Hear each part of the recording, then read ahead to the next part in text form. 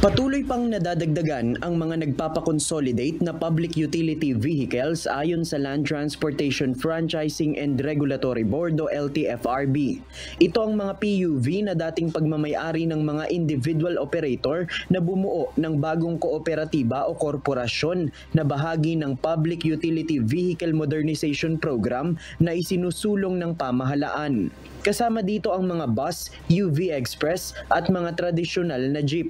Ayon sa LTFRB, nasa 80% na ng mga PUV sa buong bansa ang nakapag-consolidate na. Sa Metro Manila, 96% na ng mga active PUV ang nakapag-consolidate na, habang nasa 80 to 90% ng mga pampublikong transportasyon sa mga probinsya ang consolidated na. Sa datos ng LTFRB, nasa higit 150,000 ang mga PUV sa buong bansa. Matatanda ang inianunsyo ng Malacanang ang pagpapalawig ng deadline sa consolidation hanggang sa April 30 ngayong taon. Samantala, kumpiyansa naman si LTFRB Chairman Attorney Chofilo Guadis III na maibabasura pa ang dalawang kaso na inihain sa Supreme Court kaugnay ng implementasyon ng PUVMP.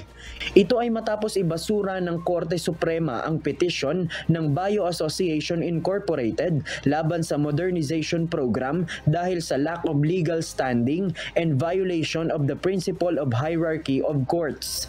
Samantala, muli namang binigyang diin ng LTFRB na mahalaga ang modernisasyon para sa mas maalwang pagbiyahe ng mga commuter. Malaya rin anya ang mga kooperatiba na mamili ng modelo ng mga modernong jeepney na kanilang ipapalit sa mga traditional na jeep basta pasok ito sa Philippine National Standards.